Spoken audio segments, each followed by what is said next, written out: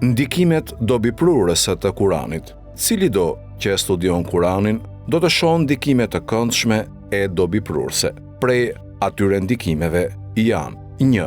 Njohja e Allahut. Kjo çështje, e cila është themeli dhe baza e besimit të drejtë islam, përfshin një pjesë të madhe të Kuranit të shenjtë dhe përmendet në forma të ndryshme.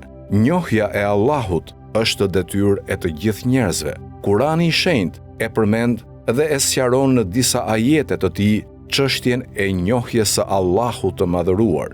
Në Kuran lexojmë: "Nëse ti, o Muhammed, i pyet ata kush i ka krijuar qiejt dhe tokën, me siguri që do të thonë Allahu, atëherë ti thuaju, qoftë lëvduar Allahu, por shumica e tyre nuk din." Problemi i njerëzve është se ata nuk e njohin ashtu siç duhet njohur krijuesin e tyre dhe nuk e vlerësojnë atë ashtu siç e meriton, dhe si pasojë, ata nuk besojnë dhe nuk e adhurojnë atë.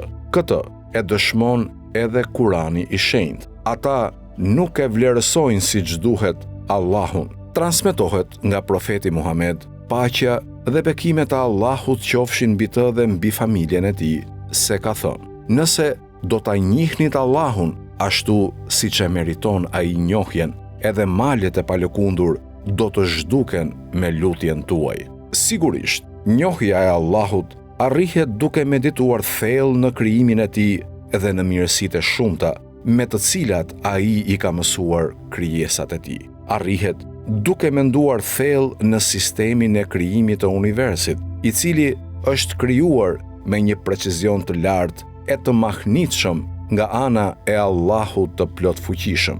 Allahu i madhëruar thot: "Ti i shikon malet, i mendon se janë të palëvizshme, por ato lëvizin si ret. E tillë është fuqia e Allahut, i cili ka përsosur çdo gjë.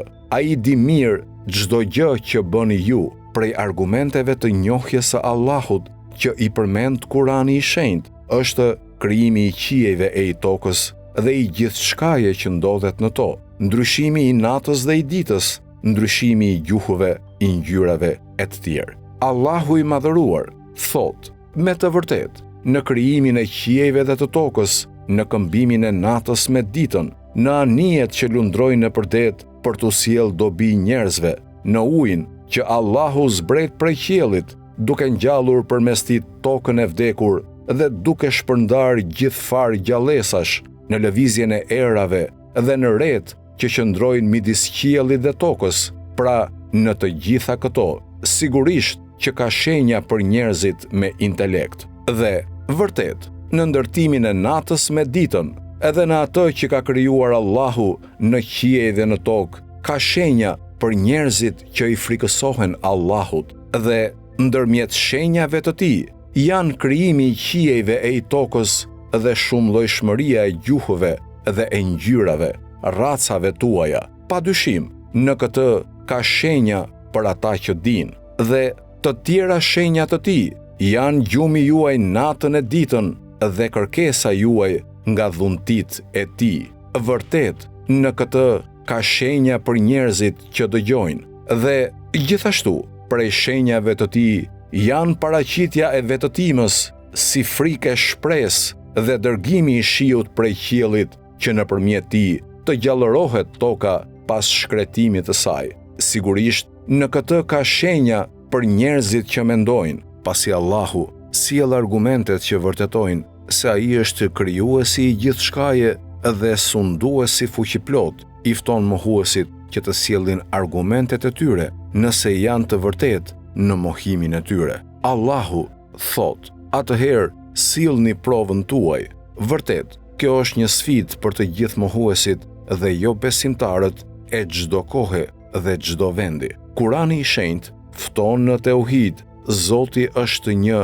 i vetëm e i pashoq, i cili është në përputhje me qenien e tij, atributet e tij dhe me veprat e tij. Ai thot: "Ai është Allahu, përveç të cilit nuk ka zot tjetër të denjë për adhurim, njohuesi i së dukshmes dhe i së padukshmes. Ai është i gjithë mëshirshmi, mëshirploti. Ai është Allahu, përveç të cilit nuk ka zot tjetër të denjë për adhurim, Ai është sunduesi, i shenjti, i pastër nga çdo emet, paqëdhënësi, dhënësi i sigurisë, mbikëqyrësi mbi gjithçka, i plot fuqishmi, imponuesi, madhështori, qoftë i lahtësuar Allahu mbi gjithçka që ia shoqërojnë atij në adhurim. Ai është Allahu, krijuesi, zanafillësi, ai që çdo gjëje i jep trajt. Atij i përkasin emrat më të bukur, atë e përlëvdon gjithçka që ndodhet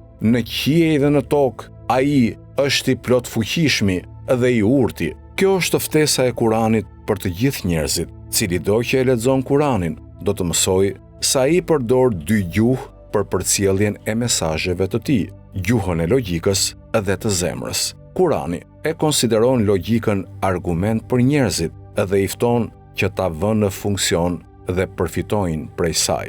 Në të njëjtën kohë, Kurani i qorton ata që nuk e përdorin logjikën e tyre dhe as që udhëzohen me anë të saj. Allahu i madhëruar thot në Kuran: krijesat më të këqija përpara Allahut janë ato që janë shurdhe dhe me mece ndaj së vërtetës e që nuk kanë arsye. Po ashtu, Kurani i shenjtë përmend edhe pengesat që pengojnë njohjen e të vërtetave.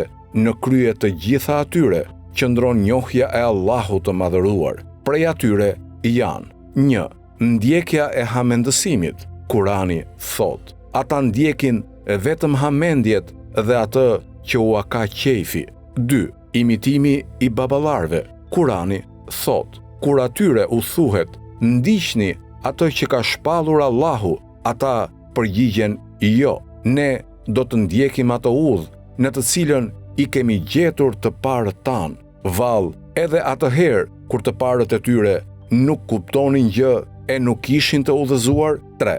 Pastrimi i egos. Pastrimi i egos. Në Kuran lexojmë: a e ke parë ti atë që epshin e vet e ka marrë për Zot? A do t'i bëhesh mbrojtës atij? Sa të shumt janë të tillë njerëz sot në ditët tona. Kjo fatkeqësi gjendet edhe në mesin e myslimanëve, të cilët, e themi me keqardhje, janë larguar nga fjala e Allahut të madhëruar. Kurani e fton njeriu në besim bazuar në argumente të shumta logjik.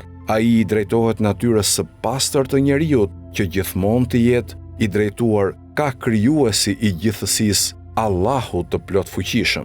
Në Kuran lexojmë: a ka më të mirë se ai që e ka bërë tokën të qëndrueshme, ka bërë në të lumenj, ka ngritur në të male dhe ka bërë midis dy deteve pengesë të padukshme? Vallë, a ka krahas Allahut Zot tjetër? Jo, por shumica e tyre janë të paditur. A ka më të mirë se ai që i vjen në ndihmë nevojtarit të këputur, kur i lutet atij që ju a largon të keqen dhe ju bën juve trashëgimtar në tokë? Vallë, a ka krahas Allahut Zot tjetër? Sa pak që reflektoni. Nëse njerëzit do të arrijnë ta njohin ashtu siç e meriton njohjen Allahu i madhëruar, ata do ta besojnë, do ta adhurojnë dhe do t'i frikësohen atij në vepra e në fjalë.